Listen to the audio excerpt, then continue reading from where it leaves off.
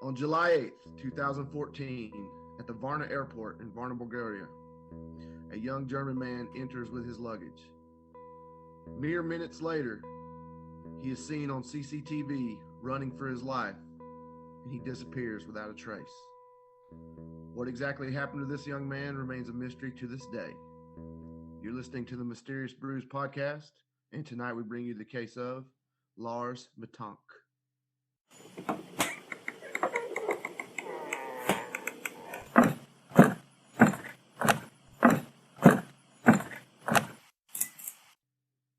Welcome to a deep, dark, dank, moist basement. Somewhere in the bowels of Georgia. Well, Coach, how was your Christmas? It was okay.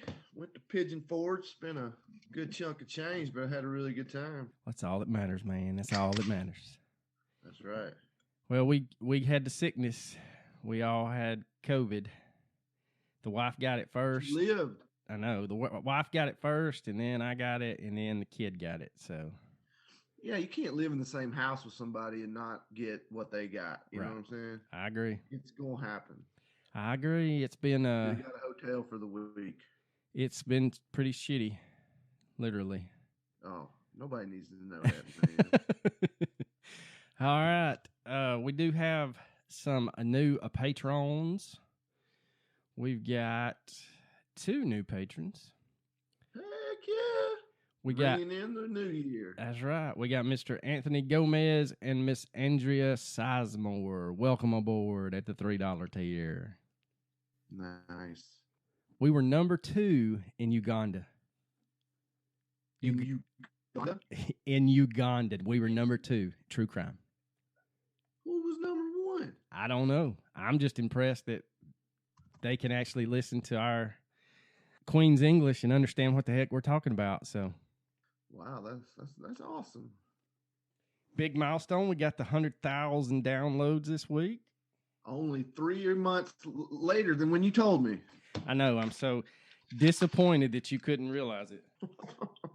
But moving along, we are talking about Lars Mettank, and he was born on February 9th, 1986 in Berlin, Germany.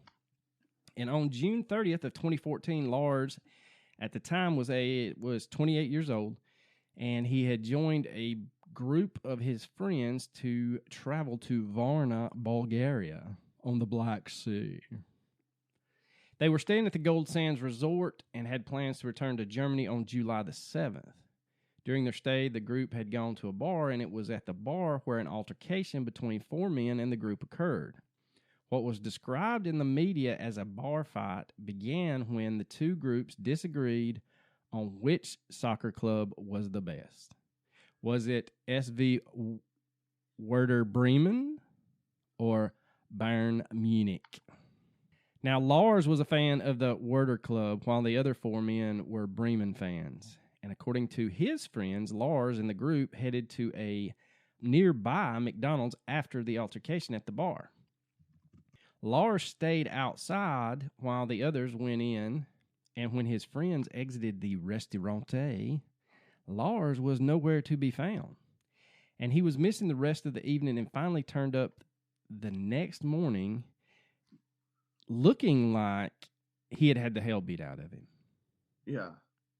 And he tells his friends that he just had the hell beat out of him. And he says that he had gotten into a physical fight with 4 Russian men that were hired by the 4 men at the bar about the soccer disagreement. Dude, that's just crazy to me. Like, I am a diehard sports fan. You know, I'm a big fan of the greatest team of all time, the Tennessee Volunteers. But you're not going to catch me freaking fighting people over it. Now, if you want to say they suck, go right ahead. But when the friends take a gander at young Lars, they realize real quick that he needs to go to the local hospital. And so they take he's pretty messed up. They take him, and there Lars tells a physician that he had been punched in the head repeatedly, and upon examination, they figure out that Lars has a perforated eardrum and a possible concussion. He was then prescribed an antibiotic called cefuroximine. Of course. And I killed it. Yeah. Yep. Like always. Yep. And was forced to stay back in Bulgaria while his friends were going to fly home to Itzehoe in northern Germany. Now, according to reports, a health expert advised the young man to avoid boarding the plane as the air pressure change would have hurt his ear. Lars eventually checked into a hotel called Hotel Color near the Varna Airport, and his friends were going to stay behind until he was ready to travel, but Lars said, no, just go ahead and go on back. This is not going to take but another day. Now, that's okay. First of all, that's a horrible mistake. You're in a different country. Like, why on earth would you stay by yourself in a foreign country? That's just to me, that's foolish. Yeah, and I read where that he could have really gone in. They could have done like an outpatient little surgery, and he could have flown that day. That they could have patched it up, and he would have been fine. Yeah, now, but I don't know. I'm with you though. I'm not staying any longer by myself, especially. Even you're going to stay by yourself in a country where you just got your ass kicked. So you're quite aware that there's people capable of great violence in this country. Yes. Over soccer. Yeah. Now, one of Lars's friends would later tell a German television station that Lars was relaxed and in a good mood when they left him. Lars' mother, however, has a different tale. She says that she got a horrifying call from her son later from his hotel room where he was panicked and told her that he was being followed by some men trying to kill him. Yeah, that's not good. No. He reportedly told his mother to cancel his bank cards, and his mother, Sandra Mettank, told a German TV reporter, quote, I thought, God, my son is in danger. I could hear his heart pounding over the phone. He said people were trying to rob him or kill him, end quote. Sandra went on to say that Lars had texted her asking about the antibiotics the physician had prescribed him as well.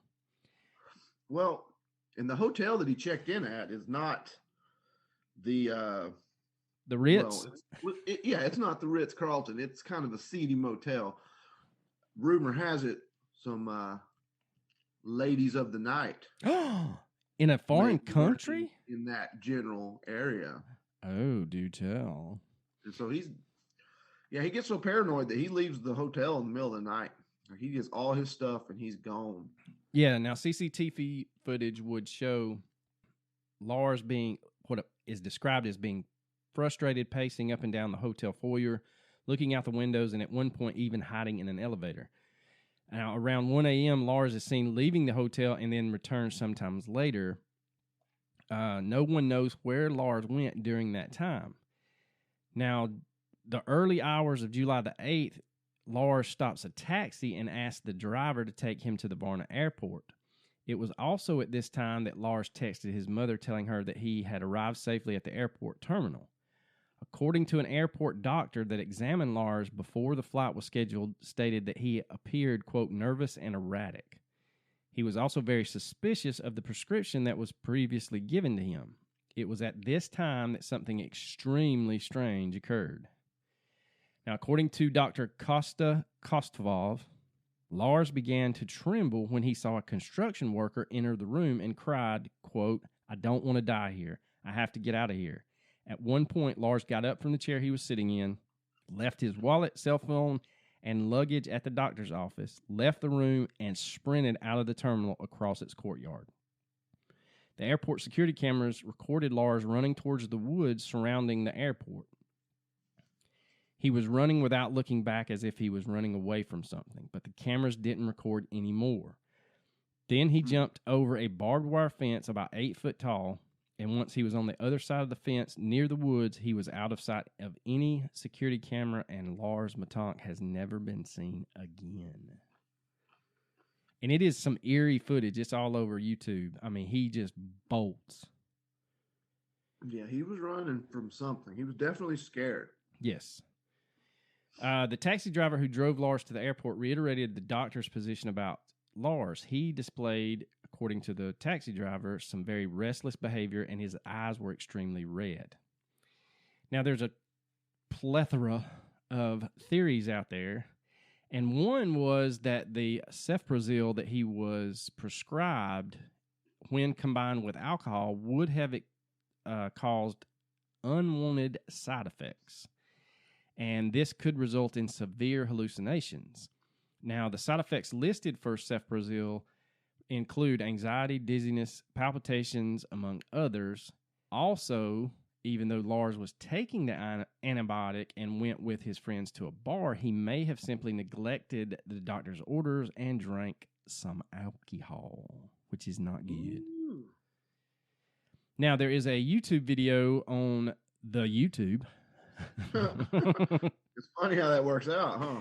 And the man's name is Dr. Todd Grande, and he has his own YouTube channel. And he did a video on Lars's story, and he says that in his research that he could not find Lars having any history of mental illness. Now, a theory out there is that Lars was looking for an excuse to run away and start a new life. If that's true, you're still going to need your wallet Or your passport. and your passport. Now, If you're just going to live in Bulgaria for the rest of your life. true. Grande doubts this, however, because Lars was on good terms with his loved ones. His friends offered to reschedule their flight so he didn't have to fly back alone, and he had texted his mother throughout the trip. Lars also didn't take anything with him when he fled, leaving his, like we said, passport, wallet, and phone at the airport. Now, another theory states that Lars was involved with some kind of criminal enterprise that neither his loved ones nor authorities knew about, which they hypothesized to drug trafficking. Now, this theory would explain why Lars was never found, but there is no evidence to support such a claim. Now, another possibility is that Lars was murdered.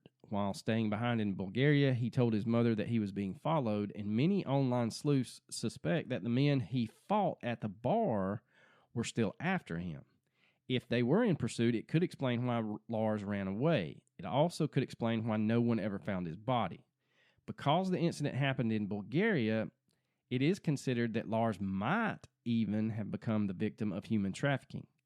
Now, Bulgaria has one of the highest rates of human trafficking in the European Union. As reported over the past 5 years, human traffickers exploit domestic and foreign victims in Bulgaria and abroad. Now, Bulgaria remains one of the primary source countries for human trafficking. People are forced into slavery, adultery, and drug smuggling. Some have even had their organs removed against their will. Waking up in the old bathtub of ice. Now, another theory holds that Lars could have been under the influence of drugs around the time of his disappearance. A lot of people believe that the cefprozil, the antibiotic which he had been prescribed to treat his ruptured eardrum, possibly combined with another illegal substance, might have led him to suffering a psychotic episode. Now, strange as it sounds, it's not impossible. The dizziness, the restlessness, and hyperactivity are common side effects. On top of that, studies suggest that acute psychosis could be a, quote, potential adverse effect, end quote, of some antibiotics. Now, this could explain how the behavior of someone with no history of mental illness could have changed so suddenly. I mean, that's a very bad reaction. Yes, that's one of those. If you have this reaction, please contact your physician. But if you're not, I mean, I don't know. If you're in that psychotic moment, you're not going to have the wits about you to think, hey, I might need to go to the doctor. Yeah, you're probably not thinking straight. Probably not with the psychosis. Now, if Lars was suffering from psychosis, the cefprozil he was taking may not have been the direct cause. In the video, Dr. Grande proposes Lars may have experienced first break psychosis or the onset of something like schizophrenia. That quick though. That's just he's on the back end of the age window of when it first raises its head. I think it's anything. Yeah, but I mean, to have that serious of a I know, yeah, episode, that's just, I don't believe it. I'm calling bullshit. Dr. Grande goes on and states that would explain his paranoia delusions and anxiety, and that the cephaloprazole could have heightened those side effects if he did have a first break psychosis. While Dr. Grande thinks that this psychosis theory is probably the most convincing, he stresses that it does not explain why Lars ran away or why his body has never been found. Despite years of investigation from the BKA, I have no idea what that is, but it's Germany's Federal Criminal Police Office. I don't know what the BK stands for. Lars remains missing to this day. Every now and again, someone has watched Lars Metank's video and seems to have seen him somewhere in the world. In 2016, police in Porto Velho, Brazil, picked up a man with no identification and apparently no idea who he was. Once an image of the man recovering in a hospital circulated on social media, online sleuths noted that he had very similar features to Mettank, and the man was later identified, though, as Anton Filipa, who lived in Toronto and had been missing for 5 years. In 2019, a truck driver claimed to have given Lars a ride out of Dresden, and the driver picked up a hitchhiker as he was leaving for the city of Brandenburg. On the way, he could not help but notice the passenger's resemblance to Lars Mettank. That lead, however, went nowhere. Now, over the years, Sandra Mettank has gotten messages and photos from all over the world, including one of a man who resembles Lars in South America. That was going to be proven false, but it was actually another person that had been missing for several years. Yes. Now, undaunted, she continues to post messages on social media, and she even has a Facebook group with 41,000 people strong called Find Lars Mettank, also regularly posting and apparently posting flyers in locations all over Europe in an effort to find the world's most famous missing tourist. Sandra wants her son back, and she is doing everything she can. For instance, she has hired a private detective who looked for Lars in Bulgaria. She has gone on German and Bulgarian TV numerous times trying to keep her son's case relevant. But, ladies and gentlemen, that's basically the facts of the case. There's not a whole lot out there other than the video and some conjecture. Right. Join us next week when we solve another one. Yeah, in order to make this podcast worth listening to, we're actually going to have to put in our ideas and theories here. I know, that's crazy. Ugh. Now, it's awful. I read somewhere in one of the articles, I think it was on Grudge, that grunge is a music genre. Sorry, Bob. They thought that there was credence to the illegal drug trade, and that they didn't know at the time whether or not his suitcase had been looked at. But the way the article read, they were saying that the friends actually took the drugs back to Germany. They had gone to Bulgaria to pick them up, and that Lars had dabbled in the old methamphetamine along with his antibiotic, which caused a horrible reaction, and that is the basis of his psychosis. I mean, it's plausible, but he just didn't have, kind of like that Dr. Grande said, he didn't have a history of drug use, and he also didn't have a history of not contacting his friends and family. So, yeah, I don't know, man. This is an odd one. Obviously, he has something seriously mentally wrong, whether it is a perceived threat or a true threat. He bolted from that airport like his life was in danger. Oh yeah, he got the hell out of there.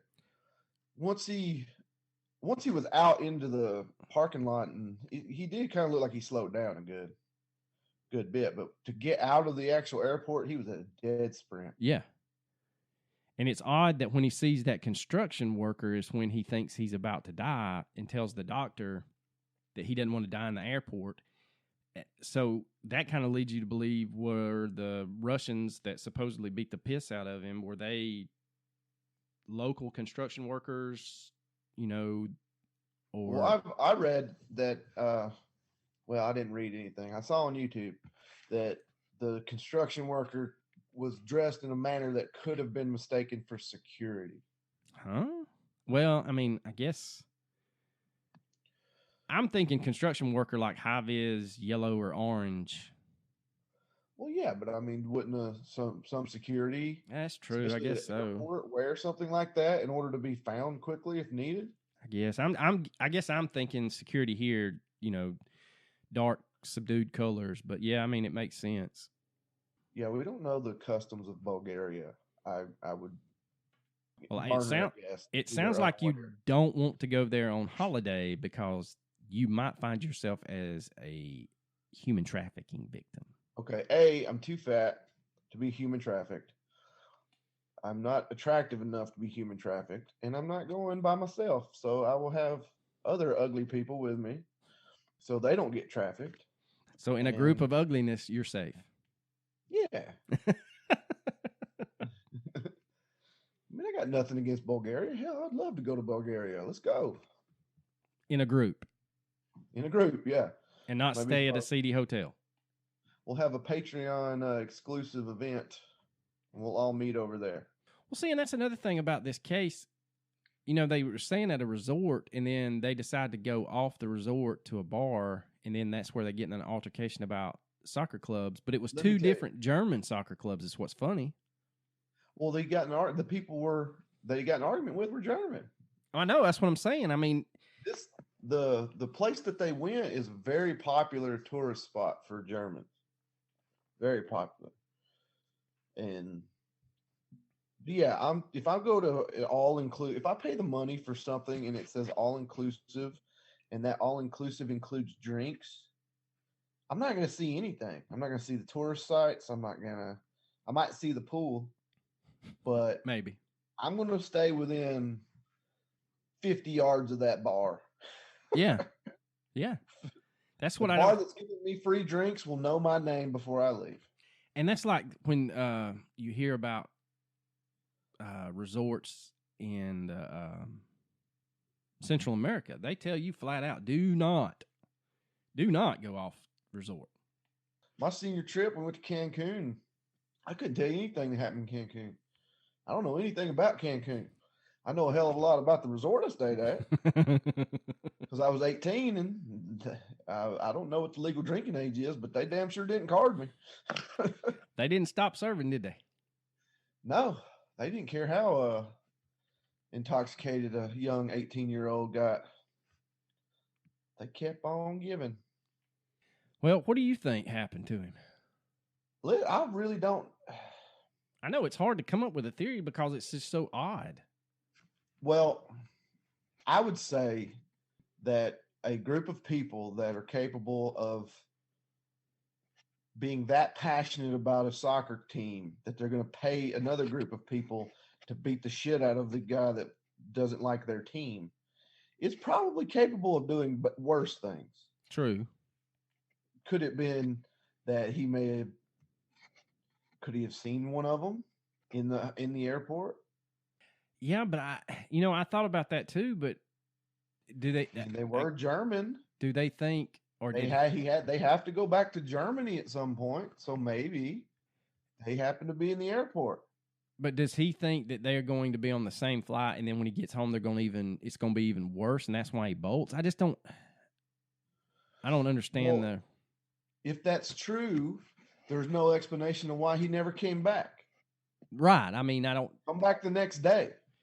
Yeah, it's kind of like him disappearing from the McDonald's and then showing back up with he had the hell beat out of him.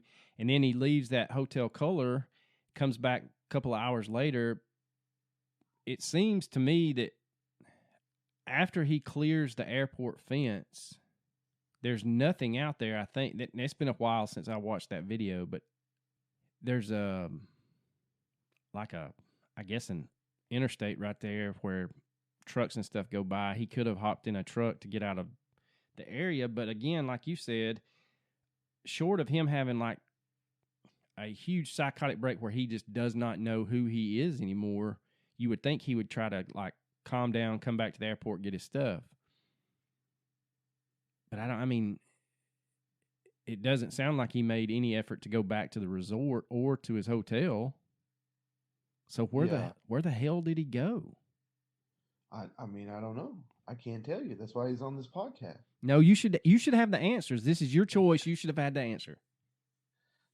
Well, I mean, I just don't know. We have to, the what and the why. It's definitely two things we gotta at least give a good theory on. What happened and why? Was it all imagined? Was it a bad reaction? Did he have a concussion? And I mean, or did he have good reason? Was he acting rationally to get the hell out of there because he was in real danger? And if so, did that danger catch up with him after he was gone? Yeah, it's just, I don't know, man. It's just, there's no rhyme or reason for continuing to run unless you met with foul play. Or, see, the other thing is, I don't know what's around the airport. Could he have, after scaling that fence, could he have tried to run into the woods and then fell down an embankment and suffered some kind of... Yeah, but they searched for him with cadaver dogs. That's if that true. was true, that the cadaver dogs. The cadaver dogs would have found him. True. I don't know, man. I think whether it was real or perceived, he believed 100% his life was in danger, and that's why he ran. Yes. Now, whether or not that is a direct result of a horrible reaction to that antibiotic remains to be seen. Has anything like that ever occurred with other people taking it would be what I would want to know. But I mean, there's just a lot of unanswered questions that I don't know, man. This isn't a head scratcher. Yeah, so something clearly happened, and it's either real or imagined. So that really encompasses the entirety of existence and our consciousness. Hard to narrow that down. Right. I mean, and I think that's the biggest thing that doctor was trying to say. Look, he could have had a psychotic break, but you don't know. Obviously there's not a history of mental illness, or that I feel like that would have come to light in the press. So it would be hard for him to have, like you said, that first break psychosis right there at that moment, unless it was triggered by the antibiotic. So I mean, I don't know. But still, that doesn't explain why he was never found. Right. That's what I was about to say. He disappeared without a trace. You're going to find, let's say he had a complete psychotic breakdown, you're going to find him wandering the streets. You're going to find, he has no money. He has no identification. He has nothing, but he's got to eat. He's got to drink. He's going to have to be in contact with somebody in order to do that. Yeah. But it just doesn't happen. And I don't think he's made any attempts to contact any family or friends. Oh, God, no. He's gone. Yeah. He's been gone. That's what disappeared means. So we're going on 7 years now. It's almost 8 years that he's been missing without a trace. I mean, just blinked out of existence, basically, as soon as he leaves that security camera angle. Yeah, I mean, it's a mystery. If there was some sort of mysterious podcast that could answer it, definitely be a topic. Definitely. Well, I mean, so what do you think? What do you think happened? I don't know. I mean, that's like I was saying earlier. It's hard to put this whole thing in one little category. I mean, him bolting like that, if you go about thinking that maybe he was on some extracurricular substances, it just doesn't, it doesn't make sense. Even though they said he was frantic, the cab driver that said he was frantic, and then the doctor at the airport said he was frantic, and he had bloodshot eyes. But, I mean, hell, that could have been from him perceiving that as a real danger and him not sleeping for 24 hours. So, well, I mean, yeah, he was definitely up late. He left the hotel in the middle of the night. He didn't go to another hotel. So he was up. Yeah, and I mean, you're running on adrenaline, and when that adrenaline crashes, that's the thing. It almost leads me to believe that once he cleared that fence, he got into a vehicle of some sort, trying to get out of there, get away from what he perceived as a danger, and not having any money, not having any identification. There's no telling where he's at. I don't know, man. This one's a tough one, but recommendations. I recommend you do better research. Well, I have to get my Bulgarian newspaper license. Yeah. So my recommendation is, if you have Hulu, watch the Stephen King 11/23 or 22/63 about the JFK assassination.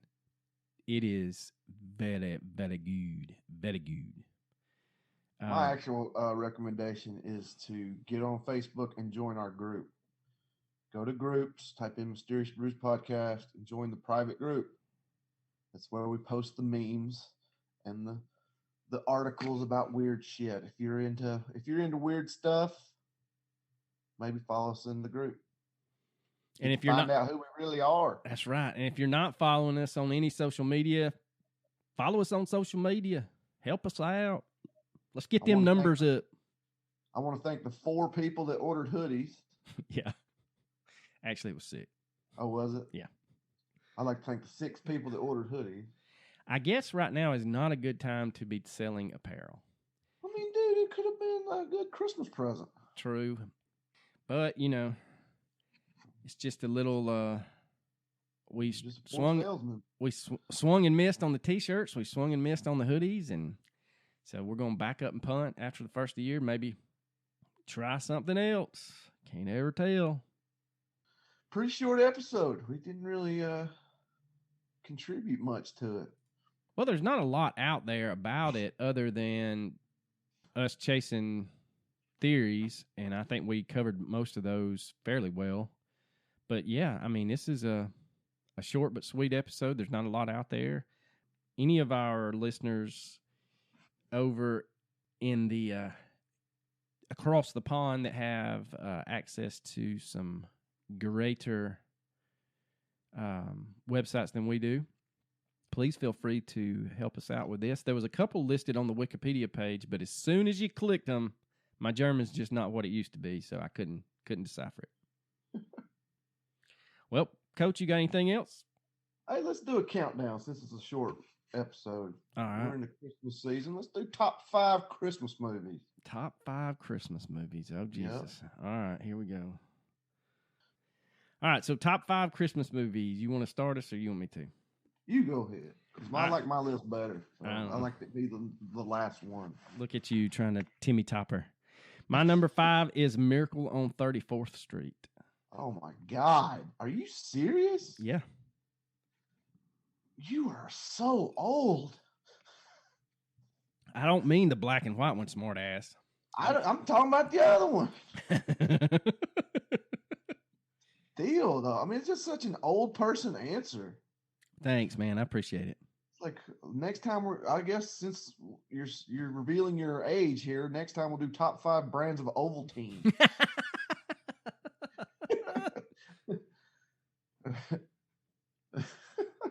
What's your number 5, smart ass? I'm going to go with Elf. That's a pretty good one. I do love a good Will Ferrell movie. And he was just very good in it. Yeah, he is. He is. Well, that's funny because my number 4 is Elf. Oh, my God. You're so old. It's a good one. It is a good one. I'm pretty sure if I know you the way I think, I'm pretty sure our number 1 is going to be the same. Should be. Yeah. It's pretty obvious to everyone what the best Christmas movie ever is. But, yeah. All right. So my number 4 is Jim Carrey and How the Grinch Stole Christmas. Oh. You should like that. Well, look at you going. My favorite part of that whole movie is when he's trying to get dressed and he yanks the tablecloth off the table and everything stays put. Yeah. You know, and he was supposed to just tear everything off, and he didn't. He actually pulled that off by accident. And they left it in. Yeah, oh, hell yeah, you leave that in because he improvised and like ran over and knocked everything off. It's a good one. Watched it a couple days ago. Well, my number 3 is the Bill Murray version of A Christmas Carol. I didn't know there was a Bill Murray version of A Christmas Yes, Carol. God. That thing is hilarious. Never mind. Scrooged. Yeah. I was thinking like actual Christmas Carol. Yeah, it's, Like I was it's thinking, Scrooged, yeah. But it's his version of A Christmas Carol, yeah, Scrooged. My number 2, or my number 3 is Scrooged. I was like, Bill Murray didn't do A Christmas Carol. It's on the freaking list. My number, I'm an idiot. Yeah, you are. My number 2 is How the Grinch Stole Christmas. That's a good one. That's what I've heard. I've heard it's pretty good. You know, just last week's episode when we're talking about Granger Taylor. Well, it wasn't the last episode we've done, but the last one that was released. You know, I mentioned, you know, they say you said geniuses get bored all the time. Yes. And had a friend contact me and they said, for a moment, I was like, maybe that's why I'm bored all the time. And he said, but no, you had to bring me right back down to earth when I was like, I get bored all the time and I'm an idiot. All right. So mine, number 1. No, I haven't done my number 2 yet. Oh, that's right. You hadn't done number 2. Good God. Do number 2. You not know how countdowns work? Not really. This one's probably not on anybody's list but mine, but it is a Christmas movie, and I love it. Die Hard? And that is, no. Well, Die Hard is a Christmas movie. It's The Ref with Dennis Leary. Huh. Kevin Spacey. I don't remember that one. Dennis Leary basically robs something. He steals something, and he has to hide out, so he kidnaps Kevin Spacey and his wife, who happen to just be like fighting bitterly like the whole time. That would make for a good movie. It is a good movie. You should watch it if you don't even know what it is. No, I don't. I'll have to put that on the list. All right, buddy, go ahead. Let's same time. Number 1. The best. I know it. National Lampoon's Christmas Vacation. Hands down, the greatest Christmas movie of all time. It's awesome. Hallelujah. Holy shit. Pass Where's the Tylenol. God, that's a good movie. Yeah, it is. I watched it 3 days ago. I might watch it again. See, look, Russ, no lines. I mean, people are going to say, what about A Christmas Story? What about this? What about that? Well, what about you're wrong?